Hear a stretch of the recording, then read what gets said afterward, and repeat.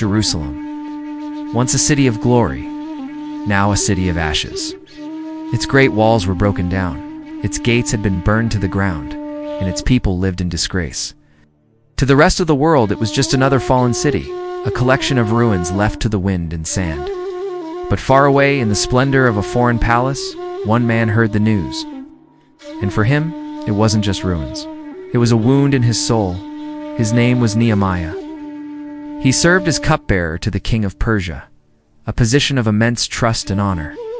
One day, men arrived from Judah, and Nehemiah asked them about the survivors and the state of Jerusalem. The messenger's voice was tired, filled with sorrow. Said, "The survivors in Jerusalem are in great trouble and disgrace. The wall is broken down, and its gates have been burned with fire." As Nehemiah listened, he said nothing. He simply stood there, as his heart shattered into 1,000 pieces. Later, alone in the quiet of his room, he fell to his knees and wept. He prayed, his voice a choked whisper, "Lord, the God of heaven, the great and awesome God, remember your people." In that moment of overwhelming grief, something shifted. Some people see ruins and feel only despair. Others see ruins and find a calling. Sometime later, Nehemiah was serving the king. The king looked at him, his gaze piercing. "Nehemiah," he asked, "why does your face look so sad when you are not ill? This can be nothing but sadness of heart." Nehemiah was terrified. To show sadness before the king was a dangerous, even deadly, mistake. But he gathered his courage and answered with deep respect, "May the king live forever. How can I not be happy when the city where my ancestors are buried lies in ruins, and its gates have been consumed by fire?" Silence filled the throne room. To ask for a leave of absence, to travel to a distant, conquered land, could cost him his position, his favor, and even his life. But Nehemiah knew he had to ask. He took a deep breath and said, "If it pleases the king, and if your servant has found favor in your sight, send me to the city in Judah where my ancestors are buried, so that I can rebuild it." The air was thick with tension. A long, heavy pause followed, and then the impossible happened. The king, in a calm, steady voice, said, "You may go." When Nehemiah finally arrived in Jerusalem, he didn't announce his mission. He told no one his plan. Instead, under the cover of darkness, he set out to see the devastation for himself. Riding through the ruins with only a few men and the flickering light of torches, he surveyed the city. He walked through the broken-down walls at night, his hand touching the charred stones, his ears listening to the profound, haunting silence. What he saw was worse than he could have ever imagined. The reports had not done it justice, but in the face of that overwhelming desolation, he did not turn back. His resolve only hardened.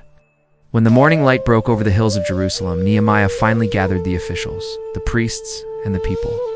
His voice was strong, filled with a fire that cut through their despair. "You see the trouble we are in?" he declared. "Jerusalem lies in ruins, and its gates have been burned with fire. Come, let us rebuild the wall of Jerusalem, and we will no longer be in disgrace." A murmur went through the crowd. A man, his voice hesitant, asked, "But can we really do this? Look around us." Nehemiah's response was unwavering. "The hand of my God has been upon me, and he has granted me success." And with those words, something changed. A spark of hope ignited in the hearts of the people. Men, women, entire families, from the highest priest to the simplest builder, everyone joined the work. A new energy pulsed through the city as they began lifting stones, their purpose renewed. The work began with incredible passion. They built with everything they had. You could see the sweat on their faces, the determination in their eyes. Children carried bricks, and families worked side by side on their section of the wall. But their task was not just difficult, it was dangerous. They built with a trowel in one hand and a sword in the other, always ready for an attack. Because enemies were watching. From a nearby hill, men named Sanballat and Tobiah mocked their efforts. "What are these feeble Jews doing?" Sanballat sneered. "If even a fox climbs up on their stone wall, it will break it down." They laughed, confident they could stop the work. Fear began to spread among the builders. They were exhausted, and the threats wore them down. But Nehemiah's voice boomed across the construction site once more, powerful and reassuring. Do not be afraid of them. Remember the Lord, who is great and awesome, and fight for your families, your sons and your daughters, your wives and your homes. Their courage returned, and the people kept building. Stone by stone, day by day, the wall rose higher. It seemed impossible. Against all odds, against constant threats and overwhelming fatigue, the people worked as one. In just 52 days, the wall was finished. A wide cinematic view would have shown the restored walls of Jerusalem standing strong and complete once more. The enemies who had mocked them were shocked and disheartened. The people of Jerusalem rejoiced, their celebration echoing through the streets with tears and hugs. Jerusalem, the city of ashes, stood again as a city of glory. But the wall was not rebuilt with stones alone. It was rebuilt with courage, with unity, and with unwavering faith. Every generation has its own walls to rebuild. They might be broken dreams, broken families, or broken faith. We all face ruins in our lives. But the story of Nehemiah reminds us of a powerful truth. Like him, you were not called to simply watch the ruins from a distance.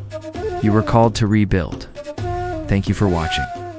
If this story inspired you, please like, subscribe, and share it with someone who needs to hear it. We'll see you in the next video.